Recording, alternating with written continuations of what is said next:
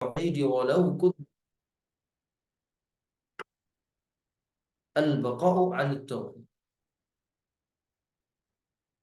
Al-baqa' artinya tetap 'ala tauhid, tetap mendakwahkan tauhid, tetap berdiri di atas tauhid, tetap mengamalkan tauhid, walau kunta wahdak, walaupun seorang diri. Jadi istiqomah di atas tauhid,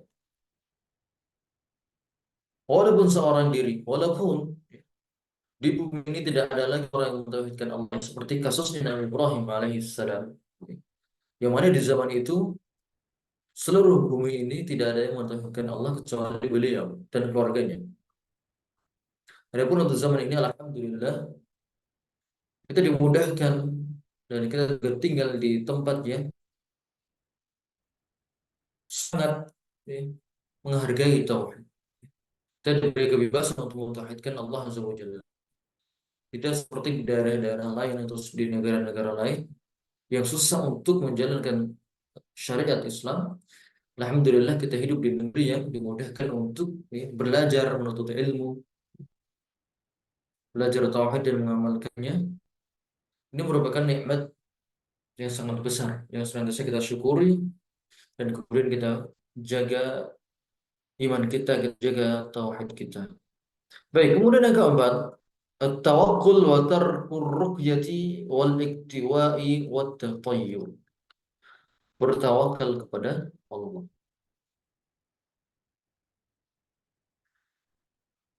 Inilah bentuk tahqiq tauhid, bentuk merealisasikan tauhid yang disebutkan oleh Syekh Muhammad bin Abdul Wahhab dalam bab ini.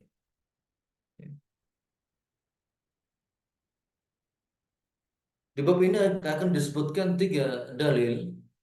Dari tiga dalil tersebut bisa disimpulkan salah satu bentuk tauhid, bentuk merealisasikan tauhid ada empat, yaitu pertama mengikuti jalan Nabi Ibrahim, mengikuti jalan tauhid, berakidah, beramal dan berdakwah, kemudian meniti jalan para salaf ya, dalam ibadah dan amal tersebut. Kemudian istiqomah di atas tauhid walaupun seorang diri. Kemudian yang keempat, bertawakal kepada Allah Azza wa Jalla. Baik. Wa tarkur ruqyah wal iktiwa'i wat tatayyur, meninggalkan minta di ruqyah, wal iktiwa, iktiwa artinya pengobatan dengan menggunakan besi panas, wat tatayyur, tatayyur artinya merasa pesimis ketika melihat makhluk atau kejadian-kejadian tertentu. Ya. Seperti misalnya ketika dia hendak keluar rumah, dia ternyata melihat ada ular yang melintas di depan rumahnya. Kemudian dia pun mengurungkan niatnya untuk keluar rumah karena takut atau meyakini itu merupakan pertanda sial. Itu merupakan bentuk tatoyur. Atau ketika malam-malam dia mendengar suara burung hantu, dia meyakini oh ternyata ada orang meninggal. Atau nanti ada orang yang akan kecelakaan dan semacamnya. Itu merupakan bentuk tatoyur. Maka seorang yang mentauhidkan Allah, dia hendaknya menjauhi hal-hal tersebut. Baik. Ad-dalilul awal. Kita masuk ke dalam dalil yang disebutkan dalam bab ini. Untuk rinciannya ataupun terjemahannya, tambahan materi bisa dibaca pada PDF yang satunya yang telah kita share juga. Baik, kita baca dalilul awal. Dalil pertama, qaulullah ta'ala inna Ibrahim kana ummatan qanitan lillahi hanifa wa lam yakun minal musyrikin. Syakiran li an'umihi ijtabahu wa hadahu ila siratal mustaqim. Allah Azza wa Jalla berfirman, sesungguhnya Nabi Ibrahim merupakan umat. Umat di sini artinya adalah imam. Di sini disebutkan nanti. Pertama, dia adalah seorang imam. Imam artinya panutan. Panutan dalam keyakinan, panutan dalam ucapan, panutan dalam perbuatan dan tingkah laku. Jadi kita diminta untuk mengambil suri tauladan dari orang-orang soleh, terutama dari para anbiya. Seperti Nabi Ibrahim alaihissalam dan juga Nabi Muhammad sallallahu alaihi wasallam. Umat artinya imam atau panutan. qanitan, ya. Qanitan artinya orang yang senantiasa dalam ketaatan, senantiasa berbuat amal soleh, ya, tidak mengenal lelah, tidak mengenal bosan. Itu makna dari qanitan. Lillahi hanifa. Lillah artinya dia ikhlas, ya. Ikhlas dalam ibadah kepada Allah. Hanifan artinya dia jauh dari syirik dan condong kepada tauhid. Walam yakum minal musyrikin. Di sini nanti akan kita bahas secara rinci. Walam yakum minal musyrikin, dan beliau Ibrahim alaihissalam bukanlah orang yang berbuat syirik. Ya. Baik. Disebutkan ada sekitar enam sifat yang Allah sifati Nabi Ibrahim dalam Al-Quran. Yang Allah sifati Nabi Ibrahim dalam Al-Quran tersebut dalam surat An-Nahl ayat 100, ayat 120 sampai 121, ya. Dan juga kemudian diikuti ayat berikutnya ayat 122, ya. Inna Ibrahim kana ummatan qanitan lillahi hanifa wa lam yakun minal musyrikin. Sesungguhnya Ibrahim adalah imam, sosok panutan yang patuh kepada Allah, hanif lagi lurus, dan bukan termasuk orang-orang musyrik. Syakiran li an'umih. Ibrahim bersyukur atas nikmat-nikmat yang Allah telah limpahkan kepadanya.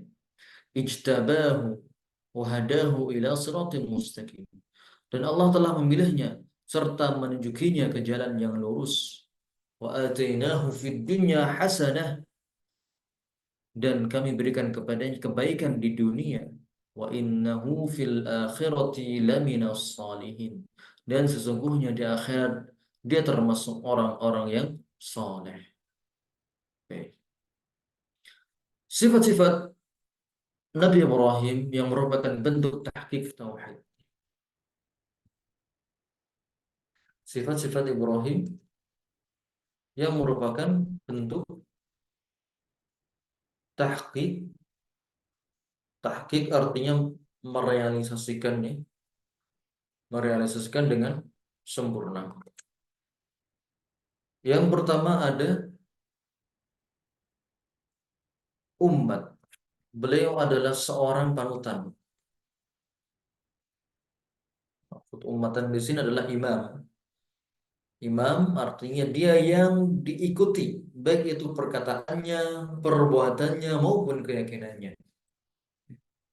Kemudian qanitan artinya daimat ta'ah, senantiasa dalam ketaatan. Senantiasa dalam ketaatan. Mustamirran fi ala kulli hal. Senantiasa melakukan amal soleh dalam segala kondisi. Fahuwa muti'un sabitun mudimun. Senantiasa berbuat taat, sabit tetap di atas ketaatan, mudimun dan terus melakukan ketaatan. Baik. Kemudian sifat ketiga yaitu lillah, ikhlas.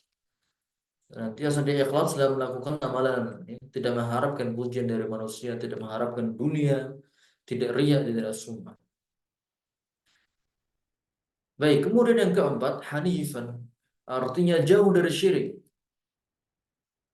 Mukbilan ilallah mudbiran 'ani syirki. Mudbiran 'ani syirki. Jauh dari syirik, ya, dan mendekat dengan tauhid. Mendekat, ya, mendekat, semakin mendekat dan dekat dengan tauhid. Senantiasa beliau menjauhi perbuatan-perbuatan syirik, baik itu syirik i'tiqadi, keyakinan, maupun syirik perkataan maupun perbuatan, baik itu syirik besar maupun syirik kecil. Walam yakum minal musyrikin, dan inilah, ya, beliau bukan termasuk golongan orang-orang musyrik, ya. Tidak bersama mereka, ya, tidak berbuat syirik dengan mereka, dan juga tidak bersama mereka, tidak satu kumpul bersama mereka. Dalam sebagaimana juga dalam kisahnya yang mana beliau secara terang-terangan menentang penyembahan-penyembahan terhadap patung-patung dan berhala. Ya. Beliau hancurkan patung-patung yang kecil-kecil, kemudian hanya menyisakan patung yang besar. Ini merupakan bentuk berlepasnya beliau dari segala perbuatan kesyirikan. Ketika beliau mendakwahkan tauhid, namun tidak ada yang menerima, beliau dicemooh, beliau dihina, maka beliau ingin menunjukkan sisi berlepasnya, berlepas dirinya beliau dari mereka.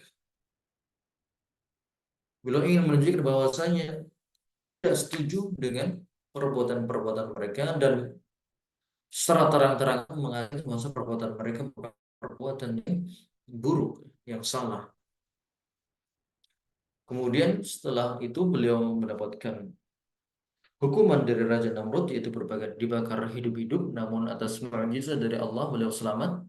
Dan setelah selamat beliau pun hijrah, meninggalkan mereka, ya, karena mereka sudah tidak bisa lagi diharapkan keimanan mereka, tidak ada yang mau masuk Islam walaupun ya sudah ada mukjizat tersebut. Akhirnya Nabi Ibrahim pun meninggalkan mereka. Baik, kemudian sifat keenam adalah syakiran li an'umi. Beliau adalah orang yang bersyukur. Bersyukur. Senantiasa bersyukur atas nikmat-nikmat yang telah Allah berikan kepadanya. Baik itu nikmat yang nampak, nikmat yang batin, ya, yang maupun yang tidak nampak. Baik. Di sini di lanjutan ayatnya, wa innahu fil akhirati laminas salihin. Syahidnya adalah wa innahu fil akhirati laminas salihin. Dia Nabi Ibrahim alaihissalam di akhirat termasuk orang-orang yang saleh. Di sini mufassir Abu Ishaq As-Sajjad, seorang ulama tafsir yang wafat pada tahun 311 Hijriah, berkata, maksud firman Allah dan di akhirat dia termasuk orang-orang yang saleh, wa innahu fil akhirati laminas salihin. Maknanya adalah orang yang beruntung. Dan jadi Nabi Ibrahim merupakan orang yang di antara golongan orang-orang yang paling beruntung di akhirat. Dan puncak keberuntungan di akhirat adalah masuk surga dengan tanpa hisab dan azab.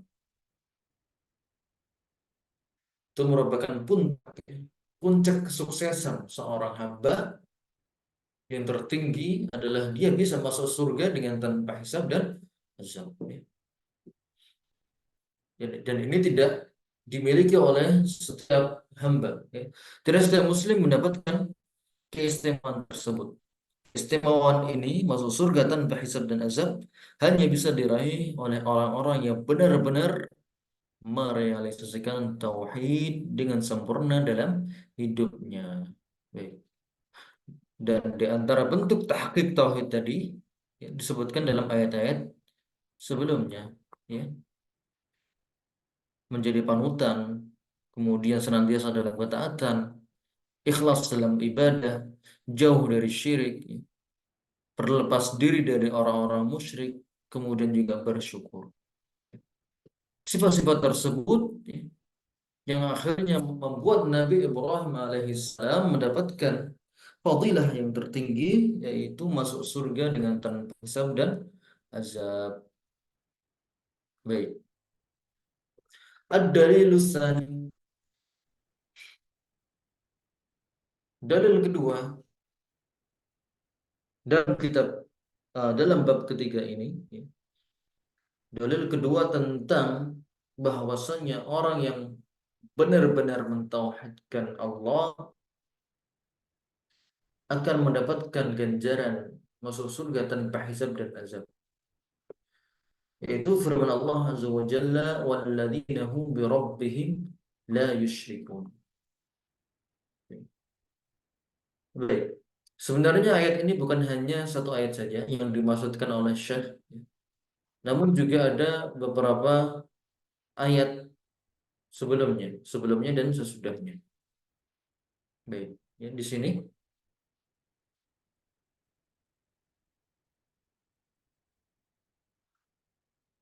Walladzina hum birabbihim la yusyrikun. Ya.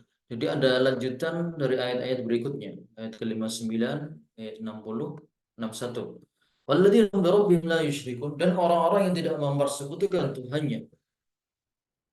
Walladzina yu'tuna ma atau wa qulubuhum wajilatun annahum ila rabbihim raji'un.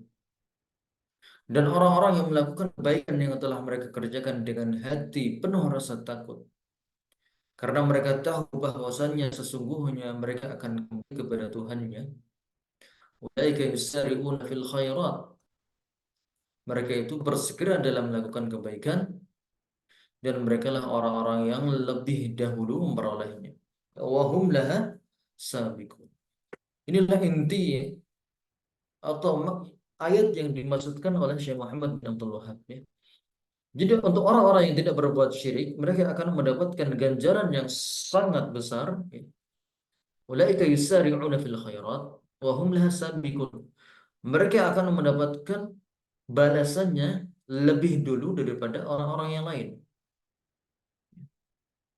Maka di sini para ulama menafsirkan ayat tersebut, ya. Maksud mereka mendapatkan balasan lebih dahulu daripada orang muslim yang lain, ya.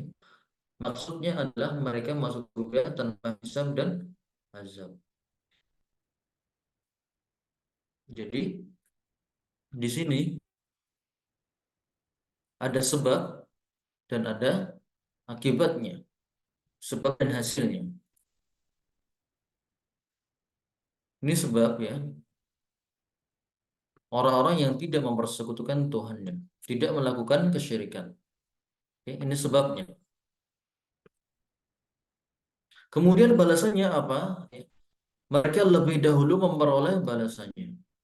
Ini adalah hasilnya. Amalannya mereka melakukan tauhid, mentahqiq tauhid dengan sempurna, tidak berbuat syirik, maka balasannya adalah mereka lebih dahulu memperoleh balasannya. Maksudnya adalah masuk surga tanpa hisab, ya. Dan maklum, ya, orang yang masuk surga tanpa hisab tentu saja mereka lebih dahulu masuk surga daripada orang-orang yang dihisab. Orang-orang yang dihisab mereka tertahan dulu, ya, terutama tentang orang-orang yang memiliki banyak harta. Orang-orang kaya yang muslim, mereka akan dimintai dulu pertanggungjawabannya. Ini dari mana, kemudian buat apa, ya, harta-harta tersebut yang telah mereka dapatkan di dunia. Apakah dari jalan yang haram, dan seterusnya. Semakin banyak yang dimiliki, semakin banyak harta seseorang, maka akan semakin lama pula hisabnya. Adapun mereka, orang-orang yang mentahqiq tauhid dengan sempurna, maka mereka lebih dahulu, ya. Mereka lebih lulus lebih dahulu, lolos dari hisab lebih dahulu daripada yang lain. Kenapa? Kenapa mereka bisa lolos dahulu, nggak dihisab, nggak ada azab, langsung masuk surga? Sebabnya adalah mereka la yusyrikun. Mereka tidak berbuat syirik. Tidak berbuat syirik. Ini yang sebab yang paling besar. Tentu saja ada sebab-sebab yang lain. Apakah tidak berbuat syirik saja otomatis langsung masuk surga tanpa hisab dan azab? Tentu tidak, ya. Namun juga harus disertai dengan amalan-amalan yang lain. Di sini disebutkan yang pertama tadi la yusyrikun, tidak berbuat syirik. Kemudian walladzina yu'tuna ma atau wa qulubuhum wajilah. Ya, ini nomor dua, senantiasa takut. Senantiasa takut kepada Allah.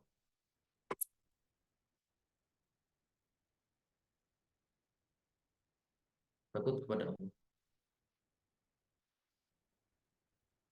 Jadi dalam melakukan amalan apapun, mereka senantiasa menghadirkan rasa takut.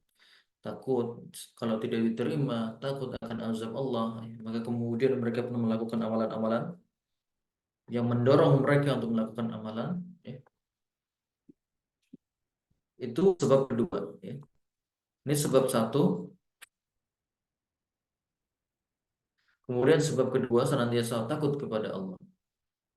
Kemudian ulaika yusari'una fil khairat. Ini sebab ketiga. Sebab ketiga adalah mereka berlomba-lomba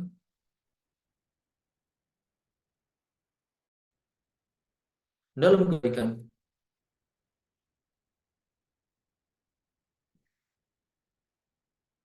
Ini satu ya, tidak berbuat syirik.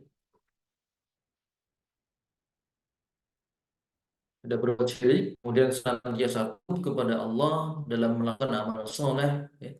Kemudian berlomba-lomba dalam kebaikan. Maka balasannya wahum laha sabiqun. Mereka lah orang-orang yang lebih dahulu memperoleh balasannya di akhirat kelak. Yaitu mereka masuk surga tanpa hisab dan azab. Baik. Itulah inti dari dalil kedua. Inti dari dalil kedua. Baik ya, di sini bentuk tahqiq tauhid. Kita tulis ulang. Kita tulis ulang di tadi catatan yang lalu.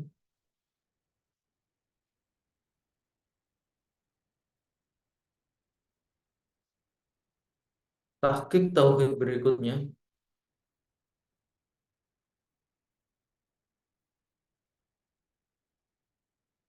Satu, tidak berbuat syirik. Kemudian dua, senantiasa takut kepada Allah.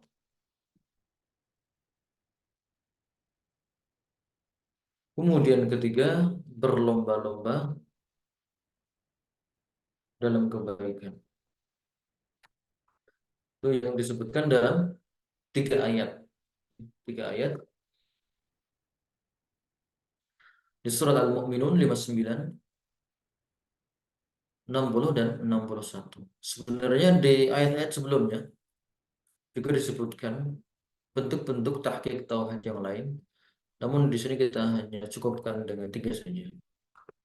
Baik. Makna la yusyrikun, tidak berbuat syirik, maksudnya adalah syirik secara umum, baik itu syirik besar maupun syirik kecil, maupun itu syirik yang nampak maupun yang tersembunyi. Tahqiqut tauhid la yakunu illa bijtinabi asyirki bima'na al-a'am.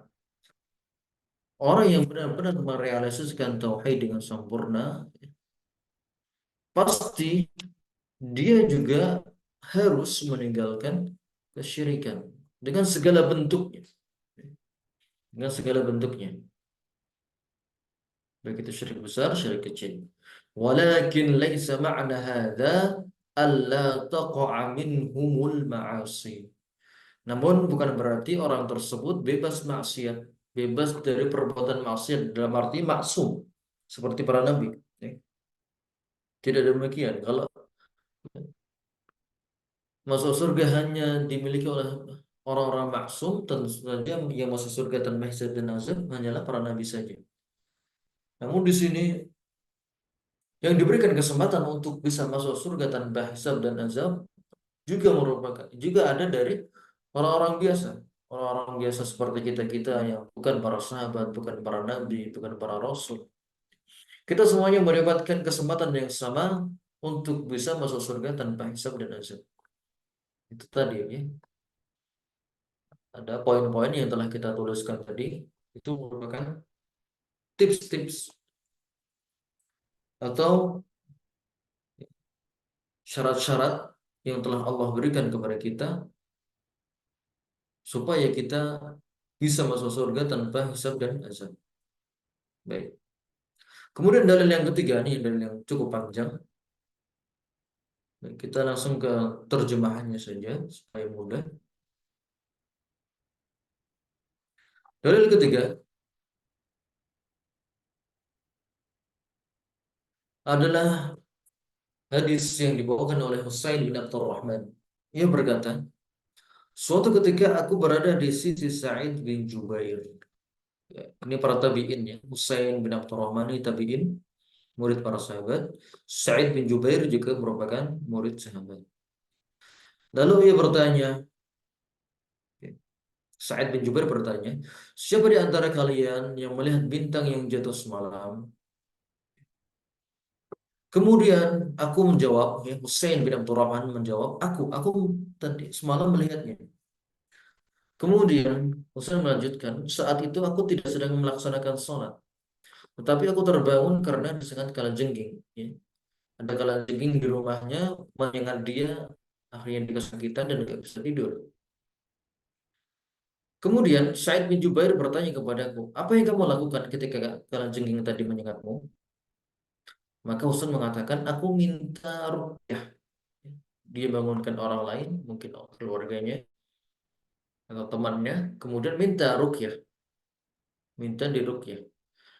Maka Sa'id bin Jubair bertanya, apa yang mendorongmu untuk melakukan hal tersebut? Ya.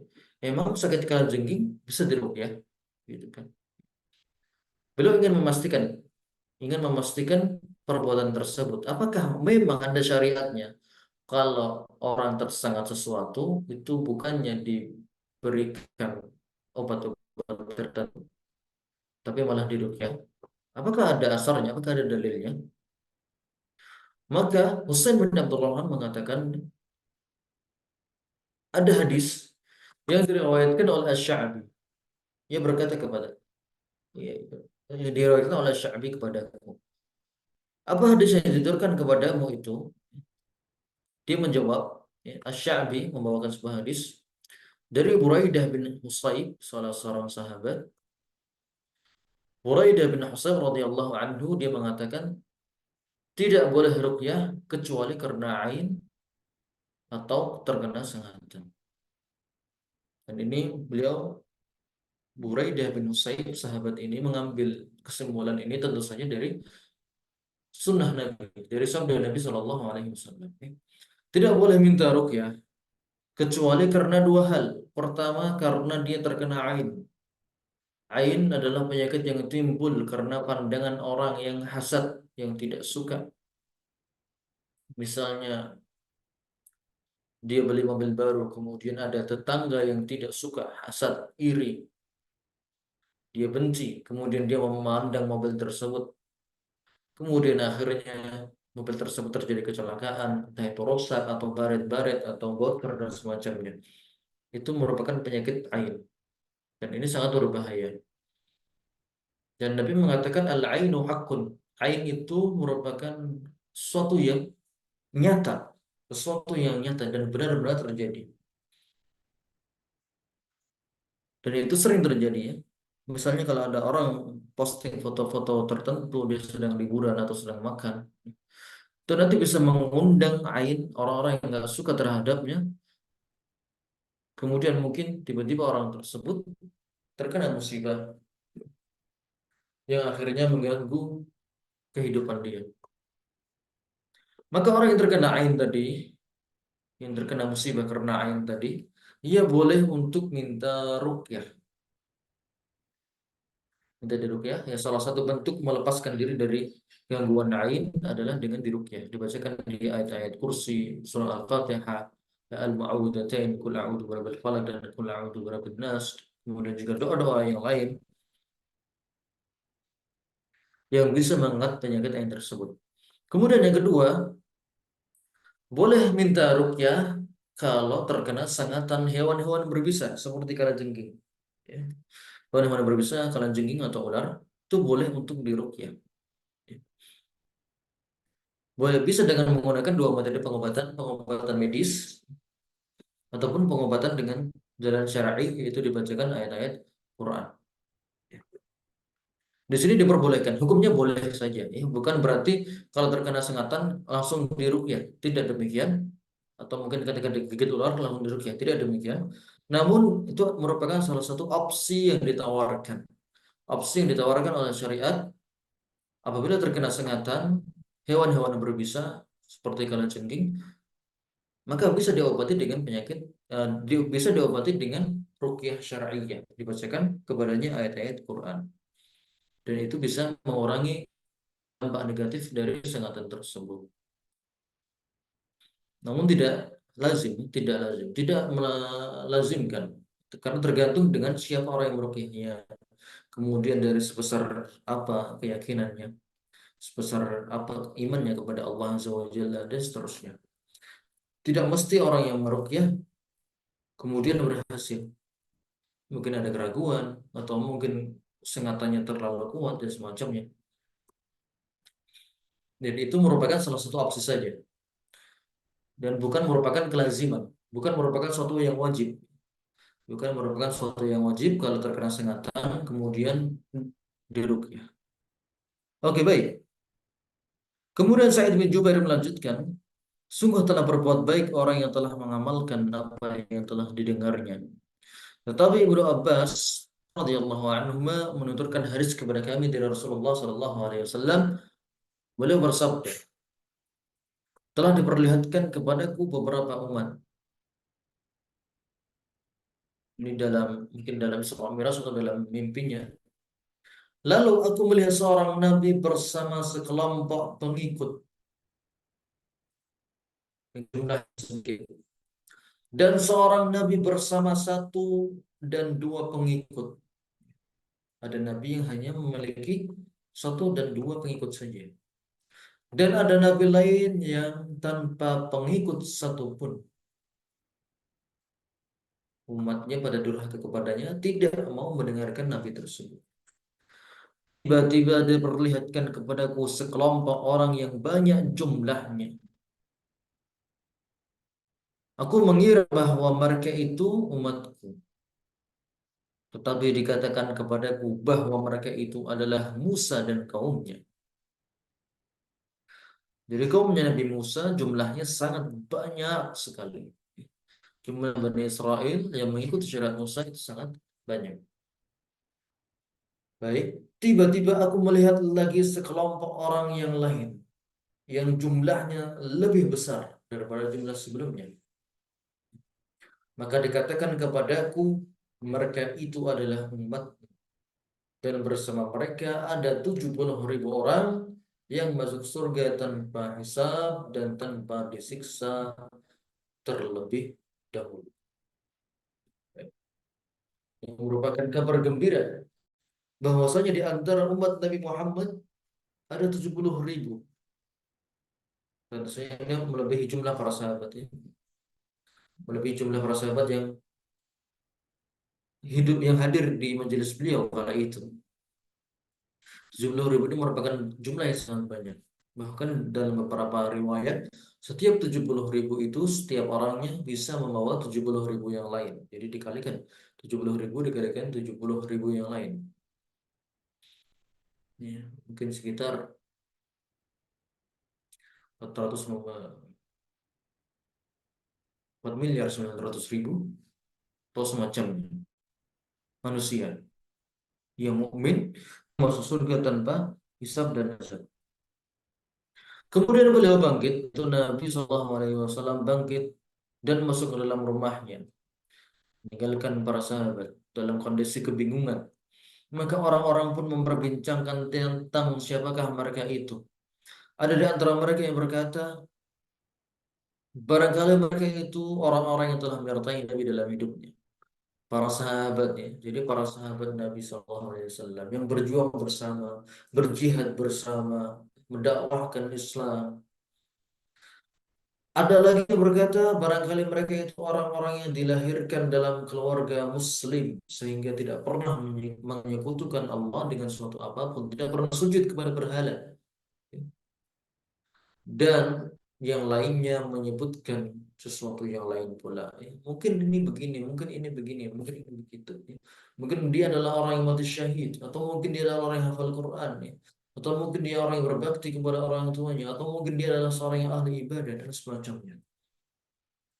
Kemudian Rasulullah Shallallahu Alaihi Wasallam ketika mendengar mereka ribut-ribut, para sahabat ini bertanya-tanya tentang 70.000 orang tadi yang masuk surga tanpa hisab dan azab.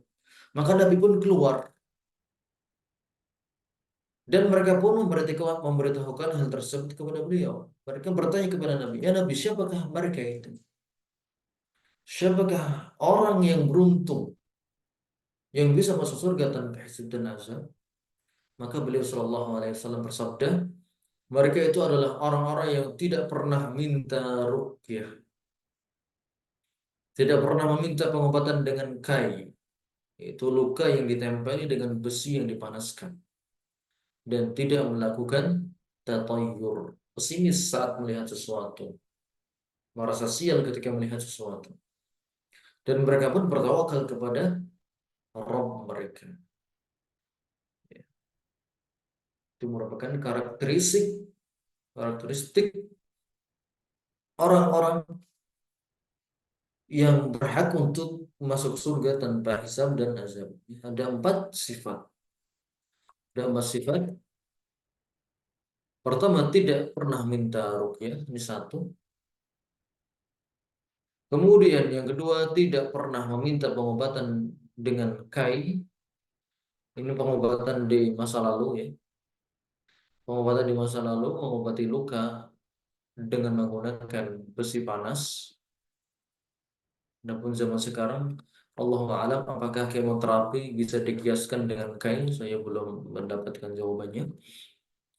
Namun di sini secara zahir adalah besi yang dipanggang kemudian ditempelkan di luka.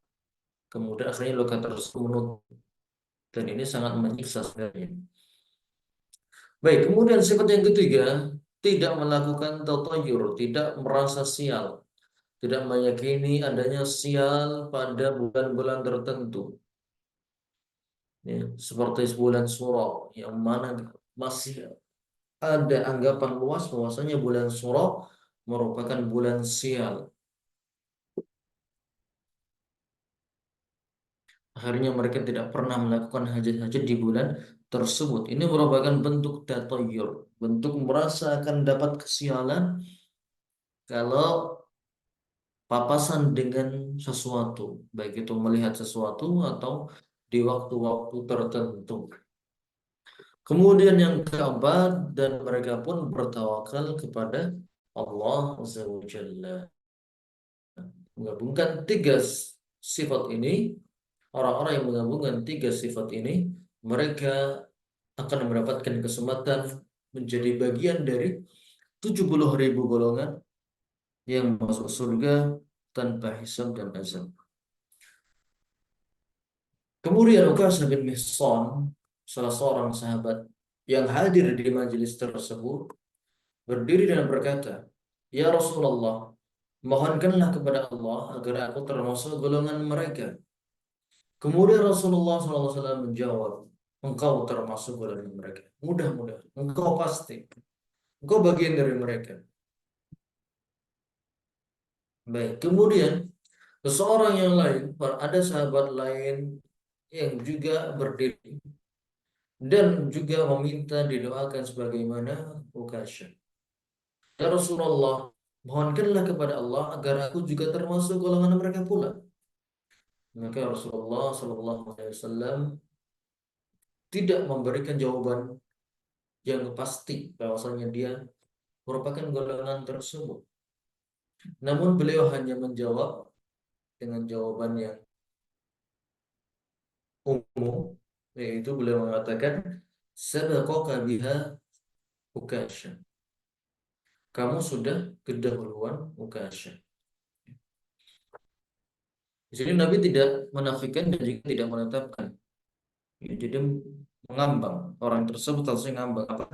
Dia benar-benar termasuk golongan 70.000 ataupun tidak. Ya. Jadi Nabi tidak menjelaskan secara jelas, secara detail status orang kedua tadi. Nabi hanya mengatakan kamu sudah kedahuluan Uqasha. Bisa jadi kamu yang berikutnya, namun bisa jadi pula kamu tidak termasuk golongan tersebut. Baik, syahidnya inti dari hadis ketiga ini tentang karakteristik orang-orang yang merealisasikan tauhid ya, ada pada kalimat di sini.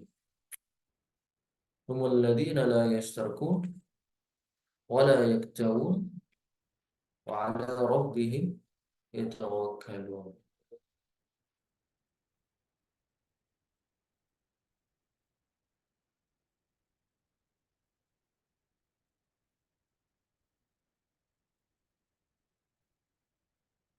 Bentuk tahqiq tauhid yang dibawakan dalam hadis ini, hadis ketiga, satu, tidak minta ruqyah,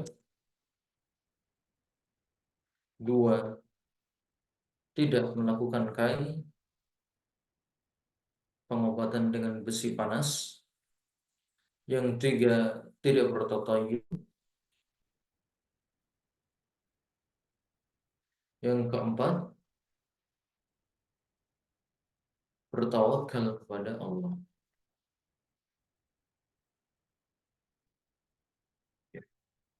Itulah empat karakteristik, ya, empat sifat yang mana orang-orang ini akan masuk surga dengan tanpa hisab dan azab. Tidak minta ruqyah, tidak melakukan kai, tidak bertatayur, dan bertawakal kepada Allah Azza wa Jalla. Intinya, inti dari hadis tersebut, ya, adalah tentang tawakal. Tawakal kepada Allah. Intinya adalah ditawakal. Orang yang benar-benar bertawakal kepada Allah Azza wa Jalla, benar-benar hanya bersandar kepada Allah, maka dia tidak akan melakukan perbuatan-perbuatan yang haram, ya, sebagaimana yang telah kami sampaikan pada syarah yang satunya. Empat sifat yang disebutkan dalam hadis yang sebab menjadi jalan masuk surga tanpa hisab dan azab. Pertama, tidak minta ruqyah, kemudian tidak melakukan kai dan tidak bertatayur, dan hanya bertawakal kepada Allah, bukan kepada diri sendiri atau kepada sebab, ya. Jadi seorang ketika kuat bertawakal kepada Allah dalam kejadian apapun, dia hanya menyandarkan hanya dirinya kepada Allah, bukan kepada sebab, bukan kepada kecerdasan dirinya, bukan kepada karena kekayaan dirinya, bukan hanya mengatakan ini nasib baik dan semacamnya. Namun dia bersandar kepada Allah, maka golongan tersebut dia termasuk golongan orang-orang yang mendapatkan keberuntungan masuk surga tanpa hisab dan azab. Maka ada pertanyaan, apakah hadis ini menunjukkan bahwasanya melakukan sebab bisa menafikan tawakal? Maka jawabannya adalah hadis ini tidak menunjukkan tentang penafian sebab, berbicara tentang wajibnya bertawakal kepada Allah. Tawakal yang benar itu tidak menafikan mengambil sebab. Misalnya seseorang ketika hendak sembuh dari suatu penyakit, maka dia wajib bersandar satu-satunya yang bisa menyembuhkan. Kemudian berdoa kepada Allah, ya Allah sembuhkanlah, angkatkanlah penyakit tersebut. Namun tidak berhenti di situ, dia harus melakukan sebab, yaitu minum obat misalnya, atau konsultasi kepada dokter, kemudian melakukan suatu operasi mungkin. Itu merupakan bentuk-bentuk sebab. Nanti sebab ada sebab syar'i dan juga sebab qadari. Sebab qadari tadi dia berdoa kepada Allah, dan sebab qadari adalah dia melakukan pengobatan atau minum obat. Demikian, ya. Jadi tawakal tidak menafikan sebab. Adapun yang dimaksudkan dalam hadis, maksudnya adalah tidak mengambil sebab yang haram. Tidak mengambil sebab-sebab yang haram, contohnya seperti tatayur. Tatayur hukumnya haram, bahkan termasuk di antara perbuatan syirik yang nanti akan kita bahas dalam bab tersendiri dalam bab tatayur. Sebab yang haram salah satunya adalah tatayur. Maka seorang muslim yang hakiki, seorang yang benar-benar bertauhid kepada Allah, dia tidak melakukan tatayur. Tatayur merupakan sebab yang haram dan tidak masuk akal. Dan juga orang-orang yang bertauhid dengan tauhid yang hakiki tidak bersandar kepada sebab-sebab yang makruh. Contohnya di sini sebab yang makruh adalah minta diruqyah. Dan yang kedua berobat dengan besi panas. Dengan berobat dengan besi panas ini secara sharih disebutkan oleh Nabi akan larangan tersebut. Nabi melarang pengobatan dengan menggunakan besi panas karena mengandung unsur penyiksaan kepada pasiennya. Ada perminta diruqyah, maka ini ada rinciannya. Ada rincian. Kenapa minta ruqyah tidak boleh minta ruqyah. Tidak minta ruqyah berbeda dengan meruqyah diri sendiri atau meruqyah orang orang lain. Yang dilarang di sini adalah minta ruqyah. Adapun kalau meruqyah diri sendiri, dia membacakan dirinya sendiri kepada diri sendiri. Ya, misalnya tangan yang terkena sengatan kalajengking, dia kemudian usap dan dia bacakan ayat-ayat tertentu, meruqyah diri sendiri, maka ini diperbolehkan. Sebagaimana malaikat Jibril meruqyah Nabi Shallallahu Alaihi Wasallam. Nabi pernah disihir oleh orang Yahudi, maka malaikat Jibril pun meruqyah Nabi. Kemudian jika Rasulullah SAW juga meruqyah para sahabat yang terkena beberapa musibah, terkena penyakit tertentu. Dan juga para sahabat juga melakukan ruqyah, meruqyah orang lain yang butuh pengobatan. Meruqyah ini hukumnya boleh. Namun yang dilarang di sini adalah meminta ruqyah. Kenapa? Kenapa dilarang? Karena itu merupakan bentuk bergantung kepada selain Allah. Itulah alasan kenapa ruqyah merupakan sesuatu yang minta ruqyah merupakan sesuatu yang dilarang.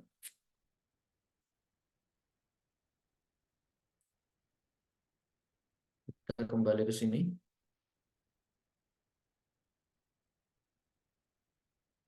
Kenapa dilarang minta ruqyah?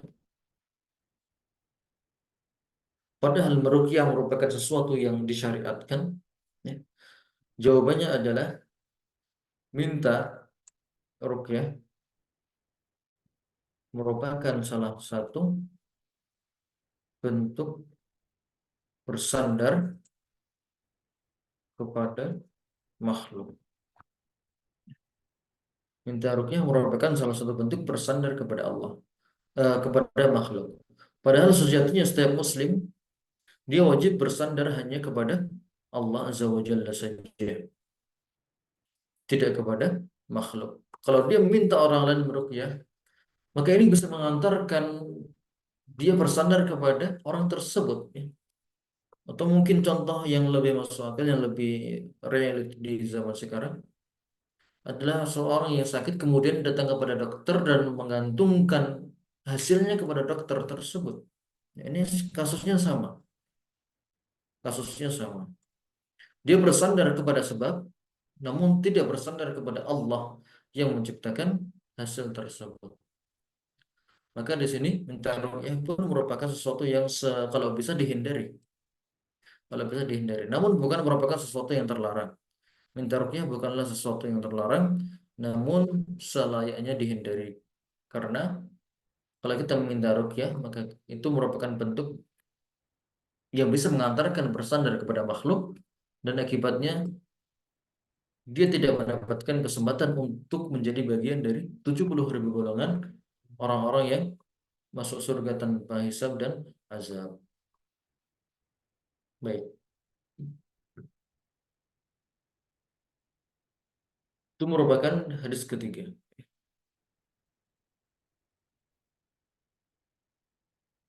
Itu merupakan hadis ketiga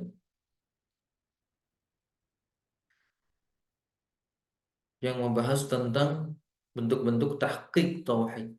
Bentuk-bentuk bertauhid dengan sempurna, salah satunya itu tadi tidak minta ruqyah, tidak melakukan kai, tidak bertatayur dan hanya bertawakal kepada Allah Azza wa Jalla. Jadi ada beberapa hal yang disebutkan dalam bab ini oleh Syekh Muhammad bin Abdul Wahab. Beliau ingin menunjukkan kepada kita bahwasanya bentuk-bentuk tahqiq tauhid itu ada banyak sekali jalannya.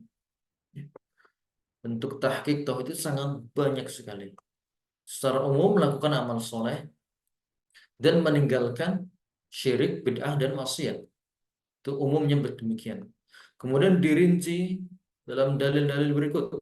Dalil pertama firman Allah, Inna Ibrahim kana ummatan qanitan lillahi hanifa. Rincian dari tahqiq tauhid yang pertama adalah menjadi seorang imam panutan, kemudian senantiasa dalam ketaatan, kemudian ikhlas, jauh dari syirik, berlepas diri dari orang-orang musyrik, kemudian bersyukur. Kemudian dalam hadis kedua, sifat-sifat atau bentuk-bentuk tahqiq tauhid itu tidak berbuat syirik, baik itu syirik besar, syirik kecil, syirik yang nampak maupun tersembunyi. Kemudian senantiasa takut kepada Allah Azza wa Jalla. Kemudian yang ketiga, berlomba-lomba dalam kebaikan. Kemudian dalam hadis yang ketiga, dalil ketiga, bentuk tahqiq tauhid adalah yang pertama, tidak minta ruqyah, tidak minta melakukan pengobatan dengan besi panas. Kemudian yang ketiga, tidak bertatayur, dan yang keempat, hanya bertawakal kepada Allah Azza wa Jalla. Maka orang-orang yang berusaha untuk mengamalkan hal-hal ini, yang mengamalkan ayat-ayat ini dan juga hadis-hadis ini, maka insya Allah dia akan mendapatkan kesempatan untuk bisa masuk surga tanpa hisab dan azabnya. Mudah-mudahan kita semuanya termasuk orang-orang yang bisa masuk surga tanpa hisab dan azab. Amin ya rabbal alamin. Baik, demikian kajian singkat mengenai kitab Tauhid bab ketiga. Apabila ada yang ingin ditanyakan, tafadhol, silahkan bisa bertanya baik secara langsung maupun melalui kolom chat. Tafadhol, tidak ada pertanyaan.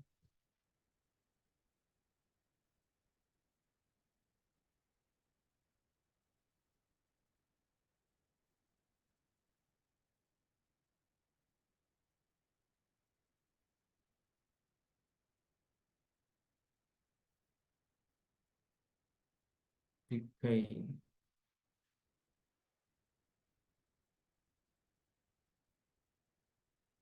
Baik. Waktu kecil pernah dilakukan pengobatan kain.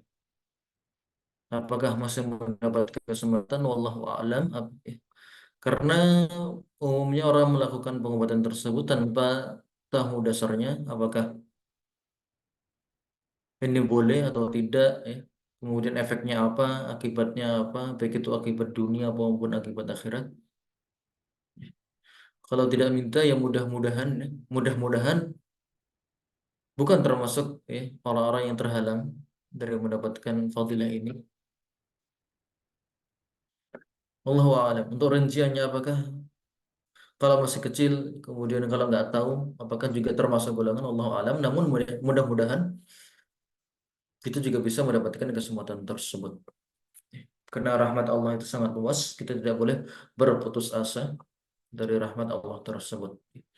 Masih banyak kesempatan-kesempatan lain yang bisa kita lakukan. Masih bisa kita perbaiki diri sendiri, kemudian dan lain sebagainya.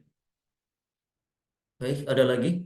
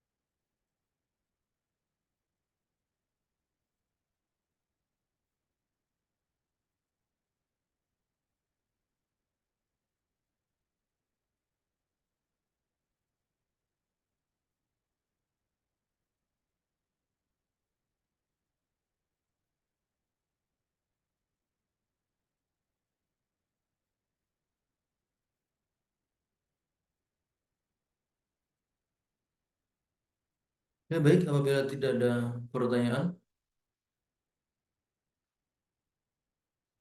kita akhiri pertemuan kita. Ya. Kita berdoa kepada Allah Azza wa Jalla. Ya. Mudah-mudahan Allah menggolongkan kita semuanya menjadi hamba-hamba yang bisa masuk surga dengan tanpa hisab dan azab, diampunkan segala dosanya, diangkat derajatnya, mendapatkan rahmat dari Allah Azza wa Jalla, dimudahkan segala urusannya, dilancarkan usahanya, dan lain sebagainya. Baik. Barakallahu fikum, wabillahi taufiq wal hidayah. Assalamualaikum warahmatullahi wabarakatuh. Waalaikumsalam Pak Ustadz.